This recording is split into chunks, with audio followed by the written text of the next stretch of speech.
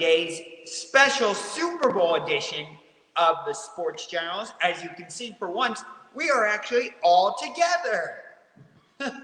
Welcome to the show. Thanks, Josh. Glad to be here. It's nice to be here with the boys and get to do the show from one spot together. I know, it's miracle of miracles. Mm-hmm. What an honor and a privilege Yeah. to be with you guys. So, It honestly feels like I'm the talk show host and you guys are the guests.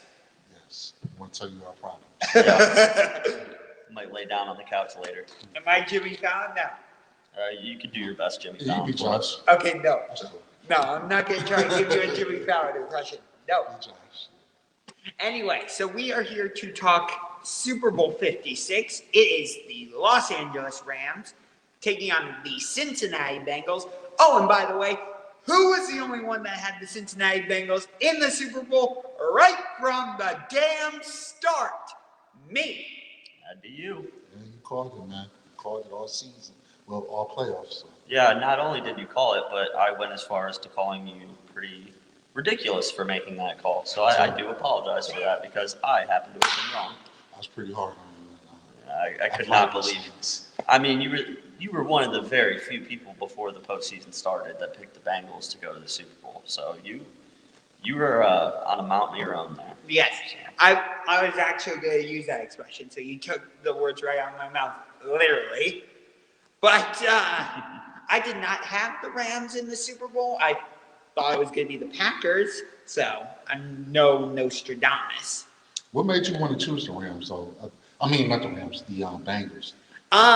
What made you, gave you that good instinct? So I saw what they did down the stretch of the regular season where they had that explosive offense, like what they did against Kansas City where they got down early, but you didn't see them putting their heads down and being like, oh, shit.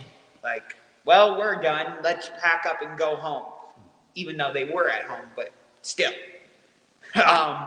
My point remains that they rejuvenated themselves, if you will, and they figured things out.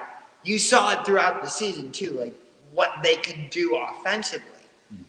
And yeah, their defense isn't the greatest. It's nowhere near like the 2013 Seattle Seahawks or the 2000 Baltimore Ravens. Obviously nowhere near the 85 Bears. I don't think anybody's defense is anywhere near the 85 Bears. They've got some nice pieces, though. You know, that signing of Trey Hendrickson is one of the most underrated moves. Yes. I think that he's been an absolute monster for them. Oh, yeah. And what I like about the Bengals is I don't want to say they're strictly a second half team, but they saw what wasn't working in the first half of that AFC Championship game, and they're like, okay, we're going to change things up. Like, they went from playing, I believe it was a man defense, or I think I have that backwards, a zone defense in the first half to a man defense in the second half. And that seemed to throw Kansas City off. Mm-hmm. So. It definitely threw them for a loop. All season, it does seem like the Bengals, that second half of the game, they would figure it out. Teams were prepared to stop Joe Mixon. And they go in there saying, well, that's their only option. Jamar Chase, at the beginning of the season, he started off kind of slow. Well, I wouldn't say slow. He started off fast, and then once teams figured him out, then he kind of dipped in his production until he had that one outburst against the Chiefs, and that was at the end of the season. But teams kind of figured him out. This is what they were, and then they'll take it up a couple of notches in the second half. And you have to really give the bulk of that credit towards Joe Burrow because it seemed like, just like in college, you know, when he was with LSU, he'll go into the halftime, come out a whole different person. And it's like he's picking up the defensive sets quicker. He's calmer. It seems like he's calming down the team. Yes. Yeah, they had a swagger and a moxie about them towards the end of the season that I think you picked up on, and I think that some of us were picking up on, but we're just not ready to kind of anoint them good enough to do, some of the things that they've achieved so far. Right. But, that ended up being something that's put them over the top, that little bit of swagger and moxie, that edge that Joey Burrow has in the second half. And even a rookie like Evan McPherson, like a rookie kicker, like that guy is unshakable, like he makes all the biggest kicks down the stretch. So for the Bengals, for me, it's a lot of just like these intangible things that don't necessarily pop up on the stat sheet. It's like they're just got this old school moxie about them that, they're getting hot at the right time, and there's no better time to peak than heading into the postseason. So they're dangerous. Like I'm not confident about picking the Rams by any means. That is still who I'm riding with, but yeah, I would not be surprised if Cincinnati won this game. So here's my thing, flipping it over to the Rams. And for me, I prefer the way the Bengals have gone about it. Like, they drafted Joe Burrow. They drafted Jamar Chase. They went out and signed, not like big-time free agents, Built to the draft. but they signed some free agents. They made a couple trades here and there, but whereas with the Rams, they're like, screw the draft. We're going all in and getting Stafford, Jalen Ramsey, Von Miller. I get it. It's clearly working, but I don't like it. No, that's fascinating you mention that because they have complete different styles that they use to build their team. And LA is more of we got the money. We'll throw money at the problem. Right. We'll buy our free agents. And to a degree, that's worked because they're really the only team that I've seen that exercise that philosophy. They don't have the first round pick. Tampa Bay kind of did it last year. Yeah, they did, but they won't. Tampa Bay's not going to just trade the first round pick away. Whereas the Rams, I don't believe they have a first round pick till 2027. Somewhere in that neighborhood. Right. But it's different, man. Bengals, small market team, built through the draft, our own guys, promote from within.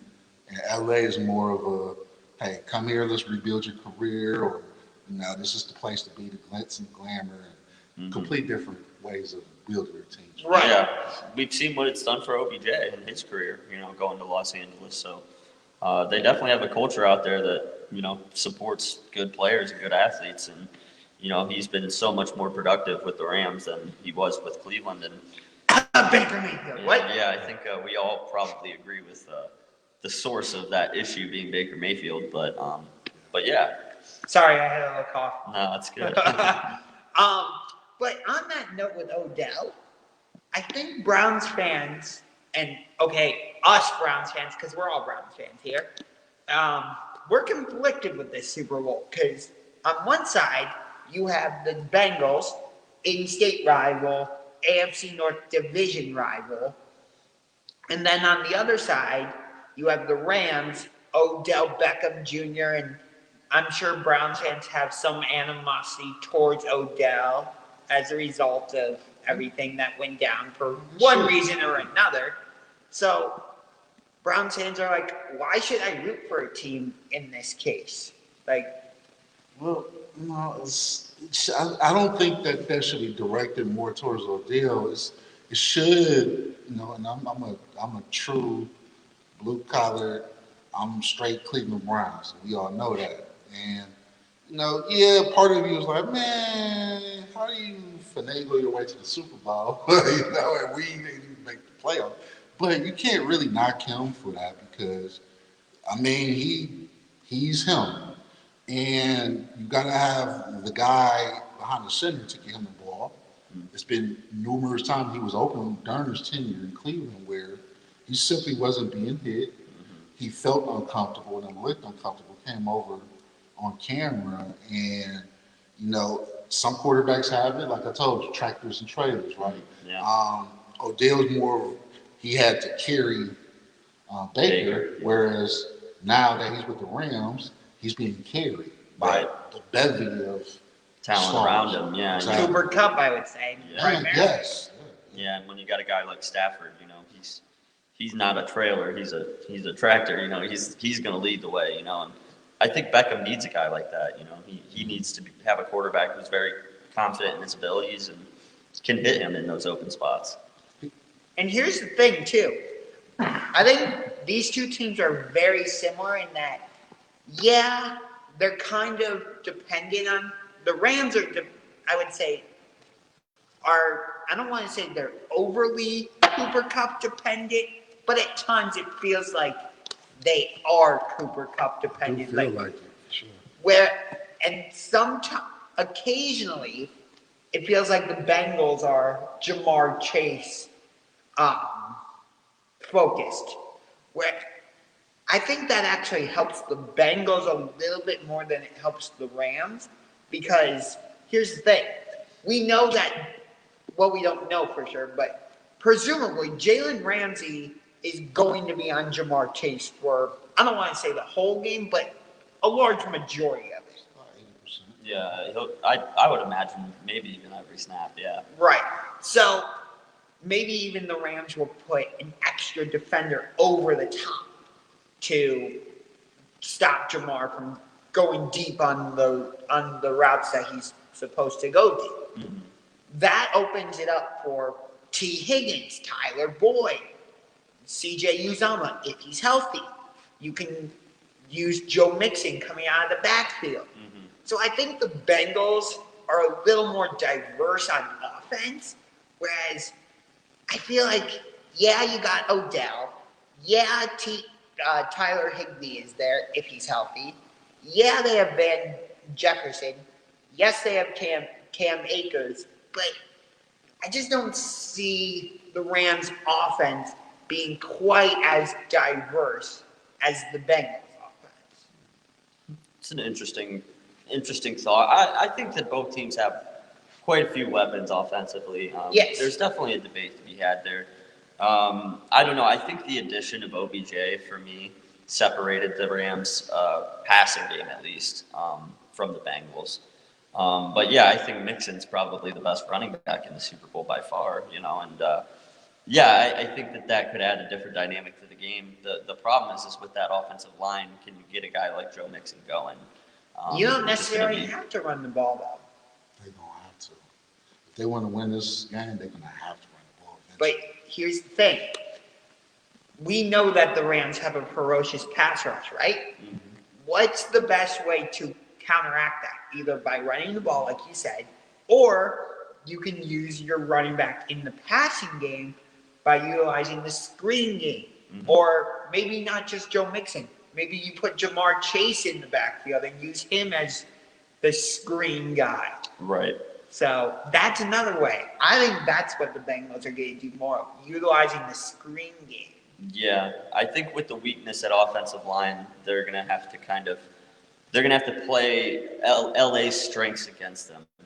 Like guys like they're going to let guys like Aaron Donald get around the corner. They're going to have to figure out ways to, whether it's countering, running counter to, the way that he's rushing, or like you said, whether it's throwing a screen pass, getting those pass rushers a little unsure of themselves and thinking that, hold on, maybe something's coming out of the backfield here. I think that's a way that they can slow down that pass rush, even with the weakness at offensive line. So that's a good point, Josh. That's also for those guys, because you are really hitting this. That offensive line, all playoffs, all season, that's been their Achilles heel. They gave up 9 sacks against the Titans. They're going against a way better, more elite defensive line, a defensive unit, a top 3 defensive unit. They're going to have so many problems where it's easy to say that we think that this player is going to get off of this player. Mm-hmm. But once they line up and, like, you really going to get some Hall of Fame ballot Aaron Donald, who's going to disrupt. Off the rip, you're going to have 2 or 3 offensive linemen that's going to be dedicated to him alone. And then Von Miller just comes to life. This is the time of the year when they made that transition for this time. Don't forget Leonard Floyd. Oh, yeah, because now he's like, what about me, guys? And then he's going to run loose. And Joe Burrow, his greatness has carried them to this time. But I think they've maxed out because there's only so much that Joe Burrow could do. He needs the protection. And I see they're going to struggle against his front. It just seems that way. Yeah, I understand that. And yeah, the Bengals' offensive line has not been great. Like I said, they gave up 9 sacks against the Titans. It was almost like a turnstile, like, hey, you want to come through and get a sack? It was almost like an Oprah Winfrey type thing, like, you get a sack, and you get a sack, and you get a sack. Okay. Wah, wah. Wah, wah, wah. No, but yeah, it's not like they're not trying. They are trying, but they had a chance to get up the top tier offensive lineman and then decided to get Chase. Chase Totally is worked elite. out for them. It definitely worked out for him in that aspect. But you already had Higgins, who had a great. I thought he was real good for a rookie. And we got to also understand that Jamar Chase is a rookie. And with a rookie comes rookie mistakes. And what bigger platform to display those rookie mistakes than the Super Bowl? We get nervous. This is the highest stage we've ever played in. You have arguably one of the top cornerbacks in the last 10 years, possibly 2 decades. That's checking you in, and he is gritty. He's going to get in his face. He's going to be hitting them late. He's going to really rattle the rookie. I see those things happen to Jalen Ramsey. He played with a chip on his shoulder. And you got all those factors going against you, man. It's going to be a tall task to expect Jamar Chase to put up 10 catches, 150 yards, and 3 touchdowns. It's a tall task. So let me give you a couple team stats. Rams average about 27 points per game, as do the Bengals. The Rams allow about 18.3 points per game. Bengals 19.7. Total yards, Rams are at 386.8. Bengals 385.2. Yards passing, Rams are at 287.8. Bengals are at 282.7. Yards rushing, Rams are at 99. Bengals 102.5. And then yards allowed. Rams allowed 232 roughly yards passing. Bengals 268. So that definitely favors the Rams. And then rushing yards, Rams only allow 94. Bengals allow 127. Here's the thing to remember too, is with a guy like Aaron Donald lining up against the Bengals, like Jamar Chase is going to have to create separation from Jalen Ramsey quickly, because Burrow's not going to have a lot of time. No, he's not. He's not going to have a lot of time at all. So to your point about Jamar Chase having one of his big games, like that's a tall task to ask from him on the biggest stage, especially with guys like Aaron Donald and Von Miller, coming for Stafford, or I'm sorry, for Burrow. It's just going to create a lot of issues for that offense. So they're really going to have to find ways to quickly get the ball out of Joe Burrow's hands. And I think kind of what you're saying, a little bit of what you were saying with a little bit of what you were saying. Mix it all up. Yeah, mix a little bit of the screen action in there, get those guys second guessing when they're going full speed off the edge, saying, oh, wait, we don't want to get hit with another big screenplay. That kind of gets the pass rush slowed down a little bit. And when you got a guy like Joe Burrow who can get locked in and get hot, that's what you need. Right. So as long as they can just get him enough time and guys like Chase and Uzomah and the other talent that they have can create separation, they'll be okay. But it's going to be a lot harder to do than it has been in the past, because this is a different animal. Yeah, that's true. And here's another aspect of it. And we were going to talk about this anyway. The Bengals are wearing their home jerseys because they are the designated home team for this Super Bowl, because every year it alternates AFC, NFC, AFC, NFC, so on and so forth. And the Rams are wearing the white jerseys. That actually favors the Rams, because I know this by heart. Last year, the Buccaneers won. They wore their white jerseys. Super Bowl 54, Chiefs won. They were wearing their home jerseys. How far back do you want me to go? Let's just say the past 10 years. Okay, so Super Bowl Just So- give us a number, like how, because the number I heard was like 13 out of the last 17. It's much easier for me to go Super Bowl by Super Bowl. Yeah, but nobody wants to listen to you do that. Okay. So let's just narrow it down to this. The number was 13 teams in white won versus 4 teams that wore their colored uniforms. Yes. So out of the last 17 Super Bowls, 13 wore white jerseys. That's wild. Yeah. That's an interesting. That saves you the hour of going through them one by one. Correct. Although I can do that all the way back to Super Bowl 37. That's ridiculous. I just think the jerseys. I mean, I understand the, the superstition that goes Juju. into it, Yeah. right? But at the end of the day, I think it's just it comes down to what it comes down to all season, which is the front. And I know this sounds boring and it's not the sexy thing to say, but offensive line, defensive line play, that to me, that's what I utilize to dictate who's going to win. I could tell in the first drive, like, okay, this team is more hungrier than this team. I did some scouting on Joe Burrow. Like, I looked at film from his past years in the NFL as well as LSU. And where he struggles at is when he's pressured up the middle. When he's pressured up the middle or to his right. So not his strong side, but his right. He kind of struggles. I'm not sure why, but I'm sure if I picked it up, I know for sure the Rams did. And Aaron Donald, they move him all around. So he can start off in the middle. He can start off on the right. He can start off on the left. You move him all the way around, and that right there is going to be creating controversy for their offensive team. Right. So, it's going to be tough, man. Yeah. But here's the thing with Cincinnati, or specifically Joe Burrow, is he's not going to be scared by this big stage of the Super Bowl. Because guess what?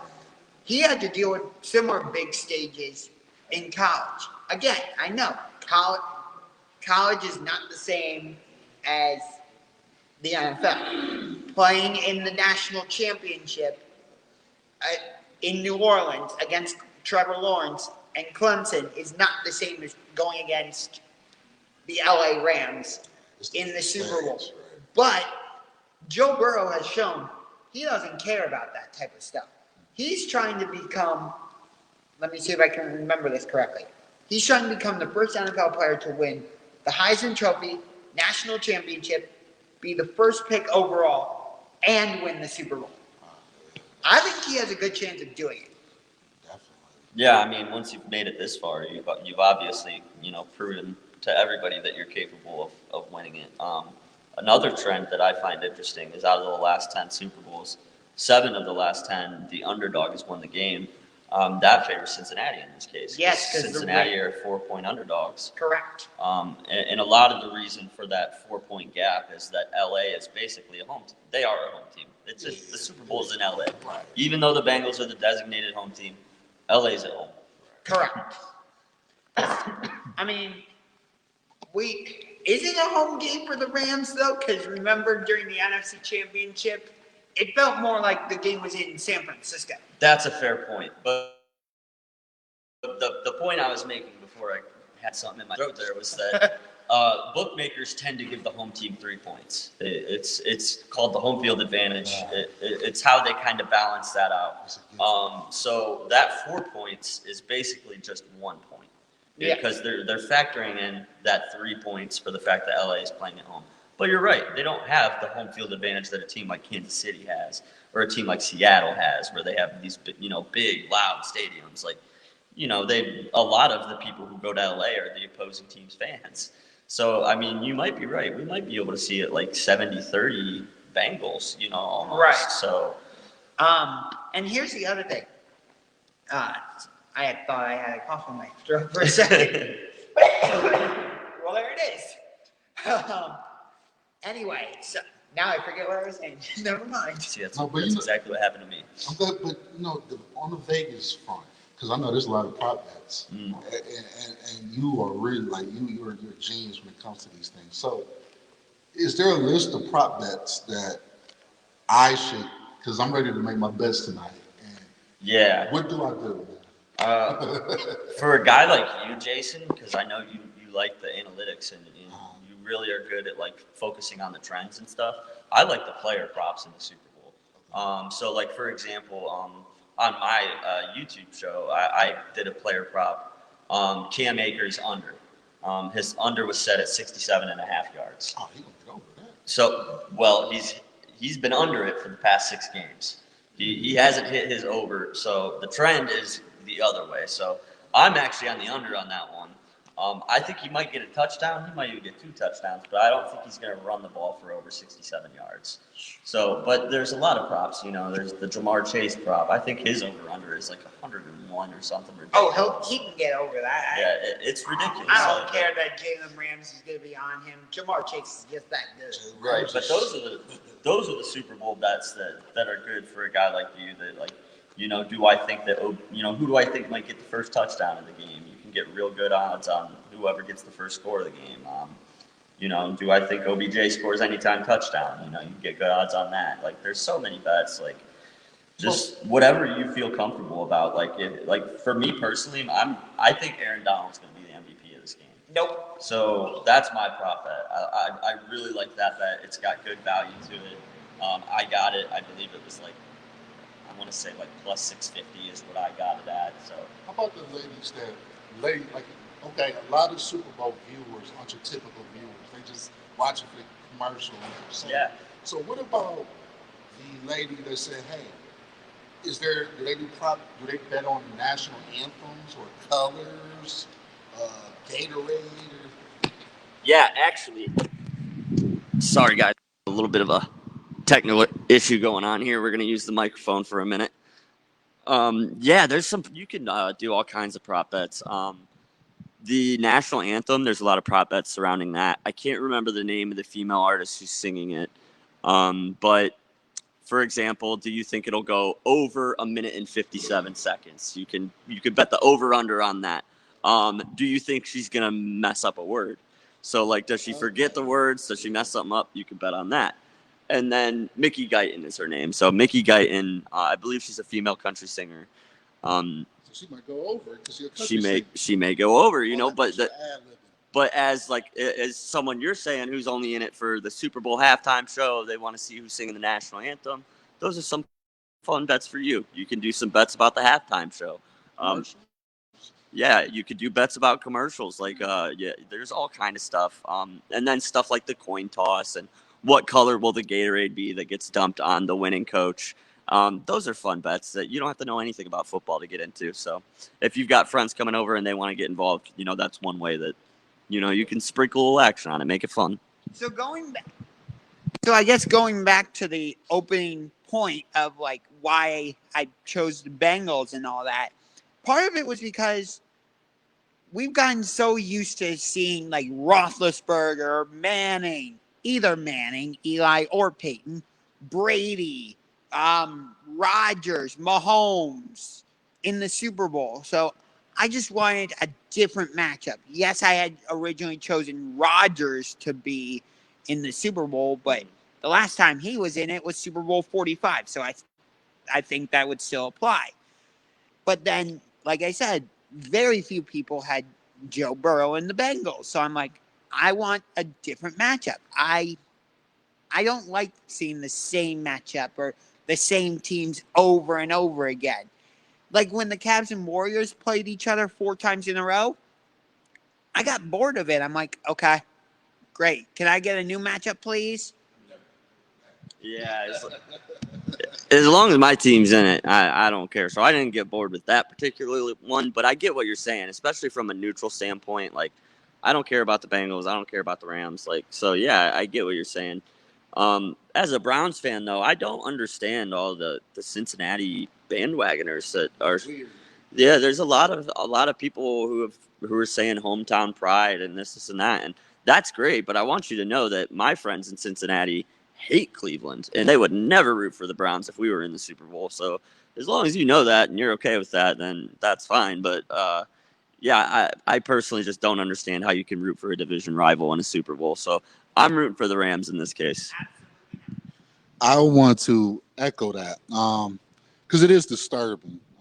If you're a Browns fan You go into this game with your neutral face, like, hey, I don't care who wins. I'm going for the party. I'm going for the I'm watching for the commercials. Um, I'm doing it because it's something to do. And with COVID and all the lockdowns that's been going on in the past, it's just a way to get out the house. But the fact that you would go to the store and buy a Jamar Chase jersey or a Bengals hat, it rubs guys like me in the wrong way. And I want you guys to stop while you're ahead and let's get back on track, man. Let's understand. Let's understand. The Cleveland Browns swept this team that's in the Super Bowl. The Cleveland Browns had a guy on the Rams that has been very, very, very underrated, but that has helped them blossom to the Super Bowl. So if you're a Cleveland Browns fan, this is only a one game deal, but what about when training camp get here? Because we're not going to forget this. Yes, I am a diehard Cleveland Browns fan like you guys. However, I cannot root for the Rams. Absolutely not. It has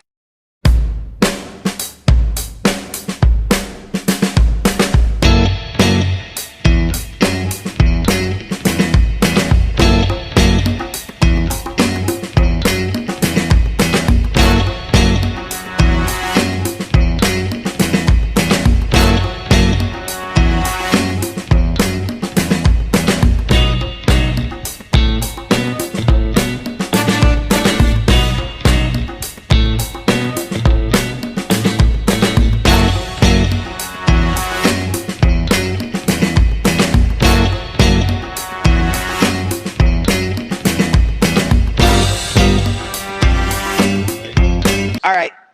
I think Oh, we're wait, the live feed's back. all right. I think the live feed is back. Awesome. We apologize. Hopefully you got all that. But to sum it all up, these two are both rooting for the Rams as they're. Let me see if I can get this right. Since you guys are diehard Browns fans, no way in hell you can root for the Bengals. Do I basically have that correct? Yeah, yeah. I'm not rooting for the Rams and I'm not rooting for the Bengals. I bet. How can I word this? The football guy in me thinks that the Rams are going to be too much for the Bengals to overcome and Burrow to overcome. But the gambling side of me, I bet on the Bengals because it's more of a you hit more when you bet on the underdog. But I could care less who wins the game, to be honest, because it ain't the Browns. So he was kind of on. Okay. I'll take it a step farther though. No, I'll never root for the Bengals. There's no situation I would ever root for the Bengals against anyone. I just don't. And I could say the same about the Steelers and the same about the Ravens. They're division rivals. We face them multiple times a year, every year. I could never get behind one of those teams after all of the animosity and the buildup in those games that happens every year. I don't know. It just feels wrong to me to root for a division foe. Yeah. So I'm a diehard Browns fan like you guys. Don't get me wrong. But I don't agree with you about any of that. I am full-heartedly rooting for the Cincinnati Bengals in this game. And the reason is not because of Odell Beckham Jr. I mean, that I could care less about that part. The main reason I'm rooting against the Rams is because of their owner. I hate Stan Kroenke because not just because he moved the team out of St. Louis, but the way he moved the team out of St. Louis. It felt as an outsider, it felt like he intentionally tried to make the team as bad as they could be so that it would look like, again, I emphasize, it would look like St. Louis didn't care. So he would just have an easy excuse to move the team to Los Angeles. Yeah. Even still, I know they were in Los Angeles prior, but once they got to St. Louis, that's where Like, I grew up knowing them as the St. Louis Rams. So, you're right. Like, I'm the same way with the Chargers. Like, I grew up knowing them as the San Diego Chargers. And my favorite player of all time in the NFL, LaDainian Tomlinson. Okay, you're going to have to explain why you're shocked about that. I'm kind of shocked by that. But, yeah, by far my all-time favorite player is LaDainian It's a Tomlinson. great pick, by the way. He's a freak. Yeah, I no, love if it. that will never change. I had a powder blue LT jersey, Those are so nice. but They are. but it Powder blues are the best uniforms in the NFL. but for some reason I don't know what happened. It just randomly disappeared. Yeah. I don't know if I stupidly gave it away or what. Thankfully, I have my second favorite player's jersey, Maurice Jones-Drew.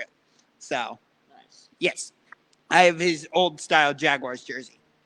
Yeah, one of my favorite all-time players is Marshall Faulk, and I remember him in his time in St. Louis. So yeah, I get what you're saying. There's a little bit of a, you feel like there's a history attached to the St. Louis Rams now, but to what Jason said, they were in LA before. So while Kroenke may look to you like the bad guy, to a lot of people in LA, he's the hero that's bringing their team back. So it's two sides to the coin. I personally think he's a scumbag. I don't like the way that he went about doing it. I agree with you there, Josh. But I also kind of agree with Jason, too. It's like, yeah, but, he did do a good thing for the city of LA. He brought their team back. So, Yeah, I get that. And also to bring in a little bit of soccer, which I know you'll appreciate this. I'm not as much of a soccer aficionado as you are or my friend Colin. But I know that Kroenke is he the full owner of Arsenal? majority owner of Arsenal. He's basically the one that pulls the strings. Yeah. And from what I've heard, it doesn't sound like he's running Arsenal very well. Yeah, as a Manchester United fan, I love it because he's kind of ran Arsenal into the ground. I mean, he drives Arsenal fans nuts. I know the whole situation there. They have problems with a lot of American owners owning Premier League teams, not just Kroenke. Which is another point that I wanted to make too. Is like all the owners suck, man. And I don't necessarily know too much about the owners of the Bengals, but I do know that they don't have a freaking indoor practice facility, and it's 2022. And it's Cincinnati, Ohio, and they've got guys practicing outdoors in negative 15-degree weather. It's insane to me. They're in the Stone Age when it comes to facilities, So it's like I don't necessarily care for the Bengals ownership that much either, Yeah, I'll give you that one. And the Browns, if Paul Brown didn't exist, the Bengals wouldn't exist because Paul Brown got. Let me see if I have this right. Paul Brown got cut from the Browns. If I remember. No, you kind of close to it. So, Paul Brown was the coach. He started the Browns, and he was the coach of the Browns. And then there was a new owner that bought the Browns. Talking about ownership. So this guy named, I'll just call him Modell. I won't give him the time of day of saying his full name, but Modell bought the Browns. He fired Paul Brown. Paul Brown went and started a expansion team. The expansion team was the Cincinnati Bengals. He wanted to use the same exact colors as the Browns, but the league wouldn't allow that. So he took orange and black as the colors, and it was more of a middle finger to the Browns organization. And it was really Art Modell, because like, okay, you're trying to get rid of me and my legacy, I'll show you. So he came down to Cincinnati, and his offensive coordinator, which again is deep, but he's for one, Paul Brown was the founder of the headset. So being able to call plays like how Sean McVay does, you see him running up and down the sideline, but got to like 15 seconds on the clock before you can't talk to the quarterback. That originated with Paul Brown. Paul Brown's offensive coordinator at the time was this guy that eventually went on to coach the San Francisco 49ers. and well, Coach Stanford and the 49ers. So Sounds like Jim Harbaugh. Too early. too early, but it's just so much history and prestige. So just wanted to give that little history note. Okay. So what I do know though is, first of all, thanks for helping me out with that. Yeah. But what I do know is that the reason they got called the Bengals is because of Paul Brown's connection to the Massillon Tigers. So he wanted to use a name similar. And actually, their first uniforms, like you talked about, they had nothing on the uniforms. There was no striping. It wasn't even like it. All they had on their helmet at first was just the word Bengals on the side. They didn't start out with the stripes that are on the helmet now, which I think that is the best helmet in the NFL, the Tiger stripes. Although I think the Colts have a good argument for that trophy as well. But that's a different discussion for a different day. Anyway, so obviously the matchup that we're all going to be watching and looking at is Jamar Chase against Jalen Ramsey, because that's a premier wide receiver going against a premier cornerback. But that's not the matchup I'm looking at. I'm looking at the other Bengals wide receivers against the other parts of the Rams secondary, because that's the key. That's going to be the difference maker for me. Because, again, Jamar Chase is going to get all the attention, whether it's Jalen Ramsey and a safety over the top, or if it's just Jalen one-on-one, whatever. So, can Tyler Boyd, T. Higgins, Joe Mixon, Samaje Perine, can they take advantage of that matchup? Yes, I could see that being a definitely an issue for everybody not named Jalen Ramsey on that secondary. But Rams have a good secondary. Also, one correction I wanted to make that I was indicating, which was that offensive coordinator that I had a brain fart, Bill Walsh. So Bill Walsh, that was Paul Brown's offensive coordinator. But getting back to this, they got their work cut out for them.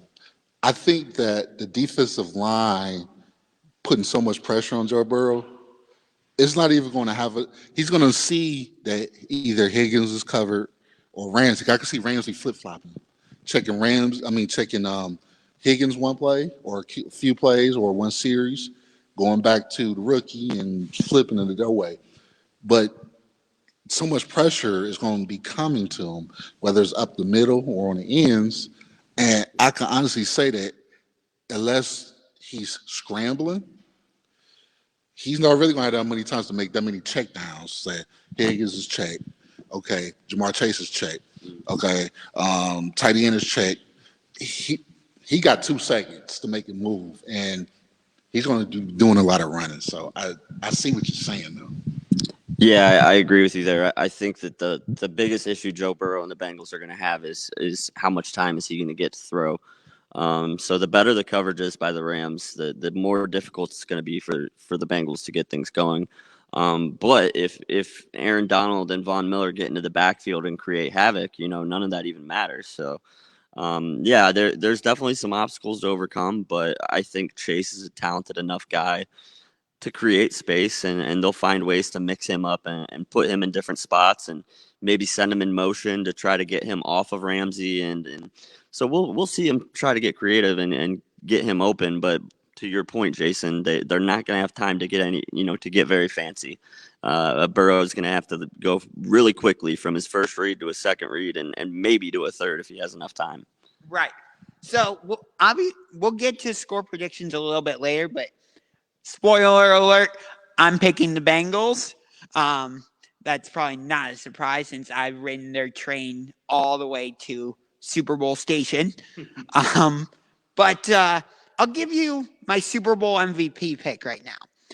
And this ties into a more general point, which is the quarterback always gets the damn credit, no matter what.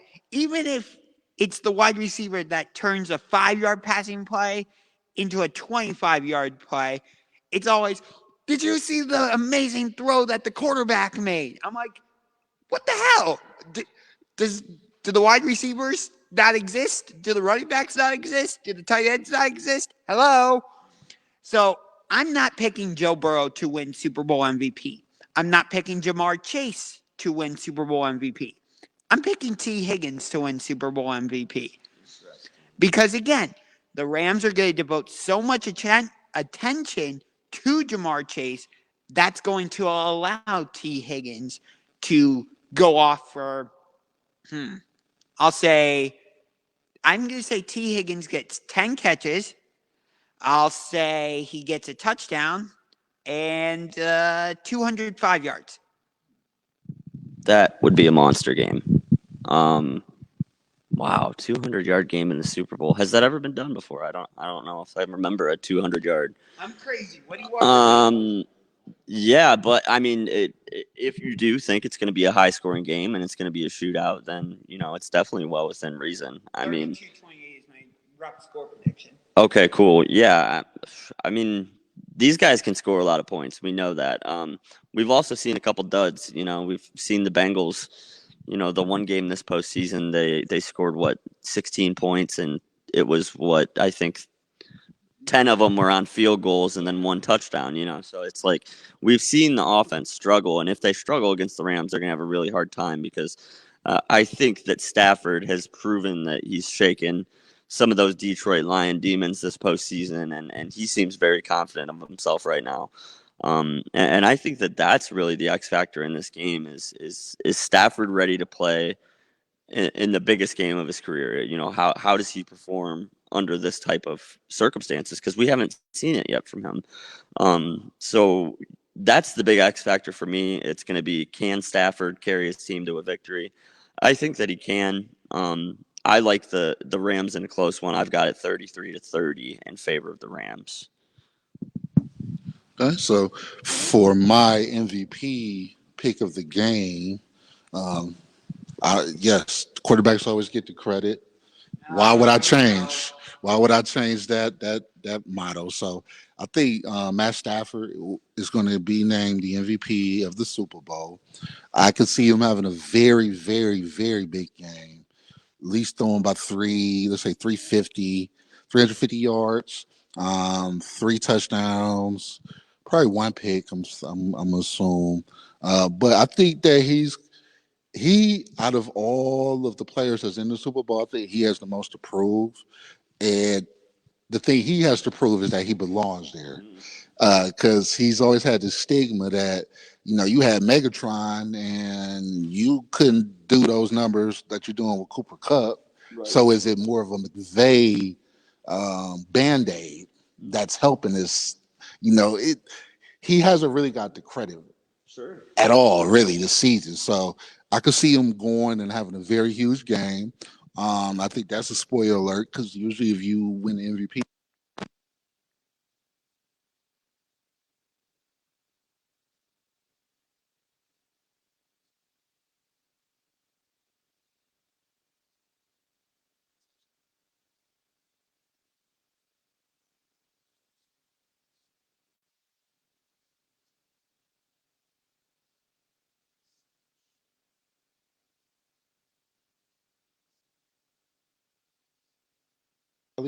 give or take. I could see Ramsey getting a pick. Might mess around and get a pick six. It's set up where we know Burrow is great, but it's only so much he can do, and that glass slipper is getting ready to turn back into a pumpkin. So, yeah, I think they're great. They don't match up good against the Rams. Yeah, I didn't mention. I mentioned this on my other show. I got Aaron Donald for MVP of this game. I think that he's going to be the difference maker for the Rams. I think he's going to make a big play in a big moment. I don't know whether that's a strip sack or he might even get an interception. He's done it before. I just think that he's the best defensive player in the NFL without a Super Bowl right now. And I think that he is ready to show on the biggest stage that he is still the best defensive player in this league. There's a lot of noise around TJ Watt. There's a lot of noise around Myles Garrett. There's a lot, of other defenders in the league right now getting a lot of attention. And I think Aaron Donald quietly has still proven this season that he's still the best pass rusher in the game. So I'll go on record. Yeah, you give me the microphone. I'll go on record with Aaron Donald is the greatest defensive player since Reggie White on the defensive line. And if you really are a football fanatic like myself and you dissect film and you watch this, I want you to pay attention to how many offensive linemen they had that could they have to set aside for him, how much he disrupted and changed the entire flow of an offense, man. It's all game plan towards number 99. And he is that special and that much of an elite player. His greatness makes everybody else on the defense look secondary. So he is the best since Reggie White, and I want to be on record with that one. I'll give you that one. I think Aaron Donald, although Von Miller, I think, can make a case to be in that discussion as well. First ballot Hall of Famer, no problem. I think, actually, it's interesting that I just brought that up because I think right now Matthew Stafford is a borderline Hall of Famer. I don't think, even if he wins the Super Bowl, he won't be first ballot. I think it'll take him a couple years to get in, but he's on the fringes right now. I think in order for him to solidify his place in Canton, he needs to win this Super Bowl. If Stafford wins the Super Bowl, his stats is better than Aaron Rodgers, and he got the same amount of rings as Aaron Rodgers. What would you say after that? You mean in terms of him being a first ballot, or do you...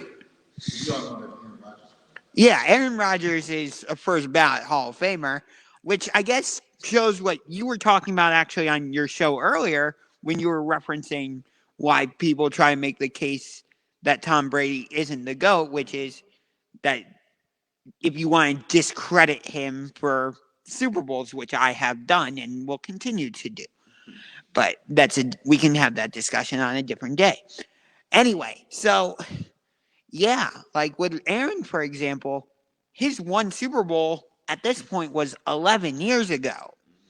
Whereas, like you said, if Stafford wins, he will have the same amount of Super Bowls as Aaron Rodgers. But so let me come back at you with this, Jason. Does that put Matthew Stafford in that elite class of quarterbacks with Aaron Rodgers, with any other quarterback that you would put in that grouping? I was getting spicy. That's a great one, right? Yes. I'll take it a step further. If Matt Stafford was put on the Packers, do we think that he will win more rings? Is it fair to say that? Probably would.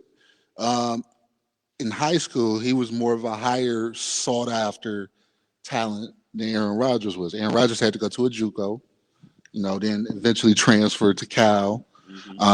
Sat behind Brett Favre for 4 years. Sat behind him for 4 years, so you sit behind the all-time great. He wasn't a number one draft pick. Exactly. Stafford, number one pick, the sought-after talent when he was in high school. Five-star recruit for Georgia. Played for a lousy organization for years. Still ended up taking a team to the playoffs. Was thrown into the fire. But statistically, he's only, average 4,000 a year? Yeah, he's up there. First Super Bowl. This is his first time playing for a quality-based team. Right. And he's in the Super Bowl. Right. And he's never had the full, he had Megatron, but he didn't have every other piece that was needed. So, man, I think that, Matt Stafford is better. Well, elite-wise, we should be having that discussion. He is elite. He's been elite, and he's always been that way. It's just you wasn't really hearing about him because he was in a small market team and nobody watched Lions games, but I watch them, but not the average person does it. But No, you're right. if you really compare both of their careers, it's hard to say that Rodgers is better than Stafford, clearly, because it's not the case. Yeah, I think from a talent standpoint, Rodgers might be the most talented quarterback of all time, just from a talent standpoint. But you're right. You could say a lot of the same things about Stafford, and he's done similar numbers to what Rodgers has done with weaker teams. So it is an interesting idea. I do ultimately think Rodgers is a better quarterback than Stafford, but at the beginning of this year, I picked Stafford to be the MVP this year, the regular season MVP. I thought Matt Stafford, because I believed in Matt Stafford, and I was one of the guys too when everybody started talking about Patrick Mahomes and his arm angles, and he does these interesting sidearm throws, and he's doing no look passes and all this stuff, and I'm like, if you've looked at some of these Detroit games, like Stafford's been doing that for years. Stafford's a dog, man. He's been doing no look passes. Him and Calvin Johnson had a connection that was unreal. Like he was always, he started some of that stuff. He kind of led the way, and people just didn't realize it. And now that he's in LA, they're like, oh man, this guy is kind of like Mahomes. It's just so funny. You get him into a different offense with a different team, and people start to open their eyes. And yeah, I think he could definitely make a case for being a Hall of Famer first ballot because, like you said, the numbers are very similar to Rodgers. So Mike Jones song, where it's back then, they didn't want now I'm hot. me. They all want me. So yeah, that should be his theme song. I love that. So here's the thing, you know, leading up to that Buffalo Kansas City divisional game, the conversation was Josh Allen or Patrick Mahomes. Josh Allen or Patrick Mahomes. There were even talking heads saying, "Oh, Josh Allen against Patrick Mahomes could reach the level of Peyton Manning against Tom Brady," which no, not yet. No. Too soon. Yeah, too soon. But here's the thing. Joe Burrow has now beaten Patrick Mahomes twice. So I don't want to say Joe Burrow has necessarily put himself ahead of Josh Allen, but if he goes out and wins a Super Bowl in his first full year in the league, because think about this. Yes, this is his second year, but guess what? He didn't get to finish his first year last year because of his injury, which was because of that offensive line breaking down, like we talked about. But for Joe Burrow to go out and do that, I think he puts his name right in that discussion and say, excuse me, Josh Allen and Patrick Mahomes, but I'm here too. Like, don't you dare just forget about me. Yeah, and I think there's a couple other guys out there who have something to say about it too. I think Justin Herbert has potential through the friggin' roof. I still think that he could end up being a guy that surpasses a Josh Allen. Right now, I think Josh Allen's better, but I do think that Herbert has potential. There's a lot of good young quarterbacks in the NFL right now. So for people to come out and say that it's Mahomes and Allen, it's like, you're right. Can we pump the brakes on that for a second? Because doesn't Joey Burrow have a case to be in there, and doesn't Herbert have a case to be in there, and doesn't Derek Carr have a case to be in there, and the list goes on. So yeah. Derek Carr, more of like the OGs of the young, like him and Rodgers are now with Brady stepping down. They're the OGs of the young guys and Russell Wilson. But I would say the discussion really comes down to who's the most talented quarterback versus who's the best. Because the best is usually the one that wins the head-to-head matchups. That's a different discussion versus talented. Because talent-wise, I think Josh Allen is more talented than a lot of the other quarterbacks. Mhm. But I think Herbert's talent is a little higher and his ceiling is higher than Burrow's is. Burrow is the better quarterback today because he could beat them head to head. So, Mahomes, his mechanics has gotten all. I think he was feeling himself too much, and as a result, his mechanics has dipped. And he, talent wise, we know he has the glimpses, but you got to have the mechanics. And if you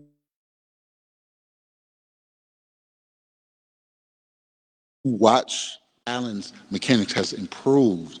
Joe Burrow's mechanics are great, like his footwork, how he look in the pocket, how you get away from a defender, or how do you throw people open. So it's a different discussion. Elite or the best quarterback versus the more talented quarterback. That's all I wanted to say. So we're talking about like Joe Burrow, Patrick Mahomes, Josh Allen, Justin Herbert, Derek Carr. I think there's another quarterback in the AFC North that we're all just kind of forgetting about. And What's his name? the great eight, Lamar Jackson.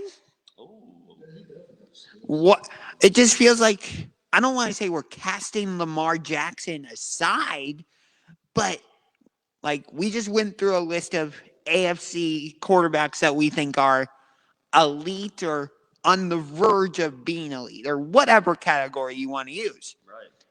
Not one of us said not one of us said Lamar Jackson. It's an interesting point, and it wasn't so long ago he was the league MVP. So, yeah, it's telling that none of us said Lamar Jackson. But I think that's not necessarily, controversial. I think a lot of people agree with us that Lamar Jackson isn't in that conversation of elite quarterbacks in the league right now. I think he's an elite football player. I think he's an elite weapon. But I think from a quarterback standpoint, there's other guys that have passed him from a quarterback perspective. Now, in terms of a guy who, with the ball in his hands, can be the most electric player on the field and could still win your team a game with literally nothing else, like he's still a freak. He's still the kind of guy that can do that. But in terms of just pure quarterback play, I don't think Lamar Jackson is elite in that standpoint. I think Lamar Jackson is the most naturally gifted quarterback since Mike Vick, and he's probably the most difficult to game plan against. Now, what I mean by game plan, so if we have all of the list of quarterbacks we just named, and let's say it's 1st and 5 on goal line, I think it's way more difficult to plan against Lamar Jackson than any other quarterback because he might run past you, he might run around you, or he might just dump it off to Mark Andrews. You don't know. Right. Whereas the other quarterbacks, you kind of have a clue, with the exception of Josh Allen, because he can run through you. Yeah. But you can't game plan for him at all. Well, let me ask you this, though, about Lamar, because what you said is true. If you're in the red zone, you're down at the goal line, like he poses so many more problems for a defense than these other traditional quarterbacks. Let me ask you this, though. Is he one of the 5 guys that you would want to lead your team in let's say you got a minute left on the clock, your team's getting the ball, you got to go downfield and score. And let's say you got to do it from your own 20. Is Lamar a guy that you want to put as the guy to lead a team to victory on a long drive when they need it at the end of a game? Yeah, absolutely. He's done that. He beat the Browns with the last drive, and he's got that it factor.